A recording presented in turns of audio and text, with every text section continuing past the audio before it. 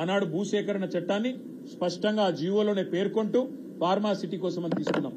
ఇవాళ ఆ భూములను ఇతర అవసరాల కోసం, రియల్ ఎస్టేట్ దందాల కోసం, ఫ్యూచర్ సిటీ అనే డ్రామాల కోసం, ఫోర్త్ సిటీ అనే హంగామా కోసం, ఏఐ సిటీ అనే హడావిడి కోసం మళ్ళిచ్చి దానిలోకి వేల కోట్లు నొక్కేయాలనే ఆలోచన ఏదైతే ఈ ప్రభుత్వం చేస్తున్నదో ఇది రియల్ ఎస్టేట్ స్కాము. దీన్ని దయచేసి గౌరవ న్యాయమూర్తులు కూడా గమనించాలని చెప్పి కూడా నేను కోరుతా ఉన్నా.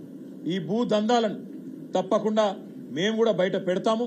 సమయానుకూలంగా ఎవరెవరు ఇందులో జోక్యం చేసుకున్నారు, ఎట్లా జరుగుతున్నది, ఏం జరుగుతున్నదో కూడా చెప్తాం. కానీ ఫార్మా సిటీ విషయంలో మాత్రం ప్రభుత్వాన్ని నేను అడుగుతా ఉన్నా. అయితే ఒకటే ప్రశ్న, ఫార్మా సిటీ కొనసాగిస్తే 14,000 ఎకరాల్లో ఫార్మా సిటీ ఉండాలి, లేదా రద్దు చేస్తే మరి వెంటనే మీరు తిరిగి భూమి రైతులకు ఇవ్వాలని చెప్పి నేను డిమాండ్ చేస్తా ఉన్నా. తొందరలోనే మేము కూడా పార్టీలో ఈ విషయమై మొత్తంగా కూలంకషంగా చర్చించి ఒక నిర్ణయం కూడా తీసుకొని ఆ రైతులను కూడా అవసరమైతే కలవడానికి కూడా బయలుదేరుతామని చెప్పి కూడా నేను మీకు తెలియజేస్తాను.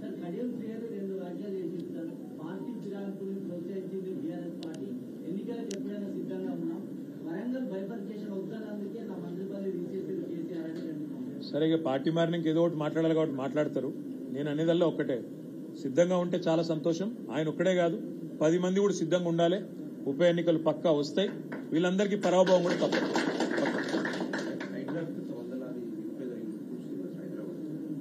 హైదరాబాద్ లో ఇవాళ 1 కాదు 2 కాదు పేదవాళ్ళ ఇల్లు. ఎంత అరాచకం అంటే అసలు ప్రభుత్వంలో కుడి చేయి ఏం చేస్తుందో ఎడం చేయి తెలుస్తలేదు. 3 రోజుల కింద రిజిస్ట్రేషన్ అవుతుంది ఒక ఇల్లు. 1,50,00,000 రూపాయలు పెట్టి ఒక మధ్యతరగతి మనిషి కొనుక్కుంటాడు. 3 రోజుల తర్వాత హైడ్రా వచ్చి కూలగొడుతుంది. అసలు ఈ ప్రభుత్వం నడుపుతున్నారా వీళ్ళు సర్కస్ నడుపుతున్నారా నాకైతే అర్థమవుతలేదు. నీ ప్రభుత్వంలో రిజిస్ట్రేషన్ శాఖనేమో రిజిస్ట్రేషన్ చేస్తుంది, ఇంకో శాఖనేమో మున్సిపల్ శాఖ వచ్చి కూలగొడుతుంది. అసలు మీ కనీసం మీకన్నా తెలుస్తుందా ఏం చేస్తుండ్రో? చిన్న పిల్ల వేదశ్రీ అనే పాప, 7 ఏళ్ల పాప, ఆమె అడుగుతున్నది, మా పుస్తకాలు తీసుకుంటామంటే కూడా మాకు టైం ఇవ్వలేదు, బల్మిట్కి నూకేసిండ్రు, మా అమ్మ నాయన పెట్రోల్ పోసుకుంటే కూడా గుంజుకపోయి పోలీసు వాళ్ళు తీసుకుపోయినరు, రేవంత్ సార్ చేయించిండు అని చెప్పి ఒక చిన్న పాప మాట్లాడుతున్నది. నేను ప్రభుత్వాన్ని అడుగుతున్నా, ఒక ప్రెగ్నెంట్ లేడీని కనికరం లేదు నీకు, ఒక చిన్న పాప అంటే కనికరం లేదు. నీ ప్రభుత్వమే చేసిన రిజిస్ట్రేషన్ అనే సోయి కూడా నీకు లేదు. నీ ఖజానాకేమో పైసలు అటు తీసుకుంటావు, ఒక జేబులో పెట్టుకుంటావు, ఇంకో జేబులోనేమో కూలగొడతావు. ఇలా ఎవడు బాధ్యుడు? నీ ప్రభుత్వమే చేసిన తప్పుకు ఎవడు బాధ్యుడు? నీ అన్నగాని ఇల్లేమో ముట్టనీయవు, మీ అన్న ఇల్లేమో భద్రంగా ఉండాలి, బడుగుల బతుకు మాత్రం ఛిద్రం కావాలి. ఇదేనా నీ నీతి? నేను అడుగుతా ఉన్నా ముఖ్యమంత్రి, నీకు నిజంగా చిత్తశుద్ధి ఉంటే ముఖ్యమంత్రి రేవంత్ రెడ్డి 40,000 డబుల్ బెడ్రూమ్ ఇల్లు, కేసీఆర్ కట్టించిన డబుల్ బెడ్రూమ్ ఇల్లు ఇలా రెడీగా ఉన్నాయి హైదరాబాద్ లో. మేము ఎలక్షన్ తర్వాత ఇద్దామని పెట్టినాం. 40,000 ఇల్లు రెడీగా ఉన్నాయి.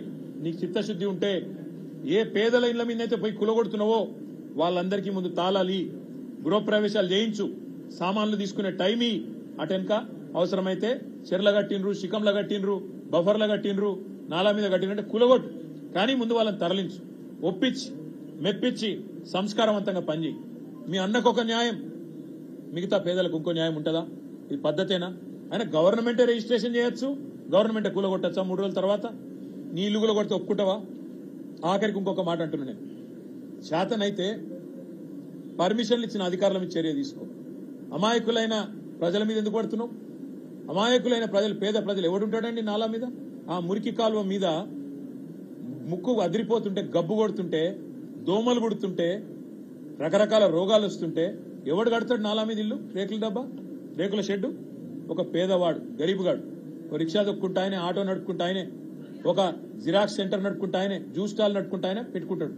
అట్లాంటి వాళ్ళ పొట్టగొట్టి పెద్ద పెద్ద వాళ్ళని మాత్రం కాపాడుతున్నావు. నేను అడుగుతున్నా, మూసీ నదిలో అడ్డంగా ఎంక్రోచ్మెంట్లు పెద్ద పెద్ద బిల్డర్లు కడుతున్నారు, కొట్టు వాళ్ళని దమ్ముంటే.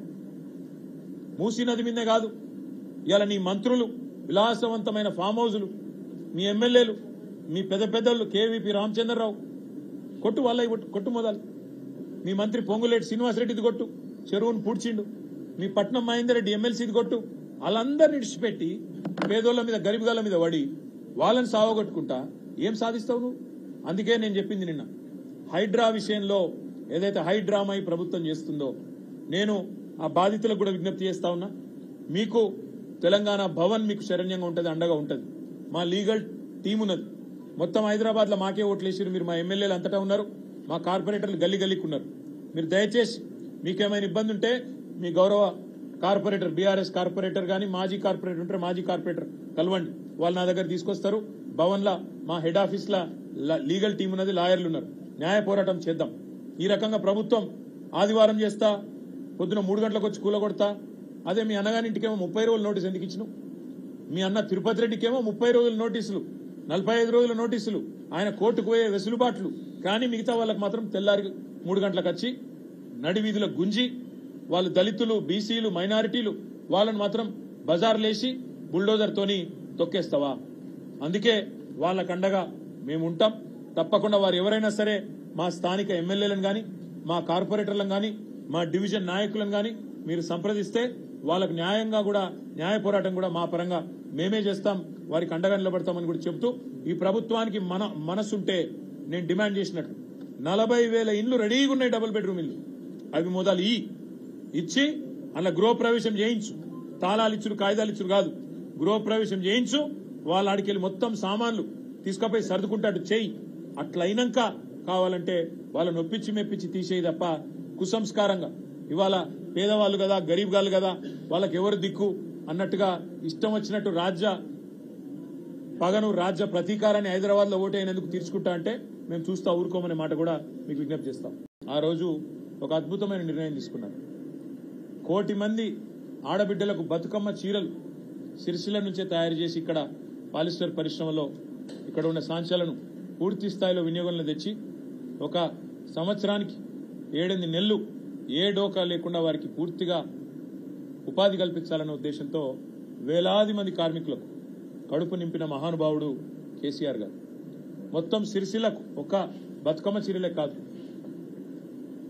స్కూల్ యూనిఫామ్లు, బతుకమ్మ చీరలు, కేసీఆర్ కిట్లో ఇచ్చే చీర, రంజాన్కి ఇచ్చే ఆడబిడ్డలకు ఇచ్చే తోఫా, క్రిస్మస్కి ఇచ్చే కానుక, ఇవన్నీ కూడా చీరలు సిరిసిల్లనే తయారు చేయించిన నాయకుడు కేసీఆర్ గారు. ఎందుకంటే గతంలో పార్లమెంట్ సభ్యుడిగా ఇక్కడ పరిస్థితి దీనగాథ చూసిన తర్వాత చెలించిపోయి భవిష్యత్తులో ఆత్మహత్యలు జరగద్దు, తెలంగాణ వచ్చినాక కాపాడుకుంటాం మిమ్మల్ని అని చెప్పిన మాటని యాది పెట్టుకొని అదే పద్ధతుల్లో వరుసగా 7.5-8 సంవత్సరాల పాటు 9.5 ఏళ్లు గవర్నమెంట్ ఉంటే 7.5-8 ఏళ్లు 3,312 కోట్ల రూపాయల ఆర్డర్లు సిరిసిల్లకి ఇచ్చిన నాయకుడు కేసీఆర్ గారు.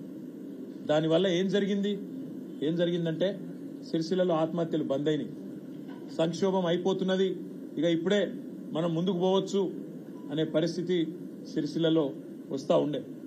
ఆధునీకరణ వైపు, మగ్గాల ఆధునీకరణ వైపు, కాటన్ పరిశ్రమను కూడా ఆదుకోవాలి భవిష్యత్తులో అనే ఆలోచనలు చేస్తూ సిరిసిల్లను మరొక తిరుపూర్ చేయాలన్న ఆలోచనతో ఇక్కడికి వెళ్లి ఇక్కడ పద్మశాలి సోదరుల ఆధ్వర్యంలో చైర్మన్ గారు, మా ఆనాటి కార్పొరేషన్ చైర్మన్ ప్రవీణ్ గారు, మున్సిపల్ చైర్మన్ జిందం కళా చక్రపాణి గారు, అదేవిధంగా ఇక్కడ వస్త్ర వ్యాపార పరిశ్రమకు సంబంధించిన పెద్దలను కూడా నేను స్వయంగా 2-3 బస్సుల్లో తమిళనాడుకు తిరుపూర్ కూడా పంపించిన, కోయంబత్తూరుకు పంపించిన. ఎందుకంటే మరొక తిరుపూర్ మాదిరిగా మన సిరిసిల్లను తీర్చిదిద్దాలన్న ఉద్దేశంతో ఇవన్నీ జరిగి ఇంత పెద్ద ఎత్తున ఆర్డర్లు వచ్చి సిరిసిల్లలో ఆత్మహత్యలు బంద్ అయి, జీతాలు డబల్ అయి, కార్మికులై 8,000 సంపాదించే వాళ్ళు 20,000 సంపాదించే కాడికి ఎదిగి కొద్దిగా ఇప్పుడిప్పుడే ముఖం తెలివికి వస్తున్న ఈ సమయంలో దురదృష్టవశాత్తు మా ప్రభుత్వం పోయి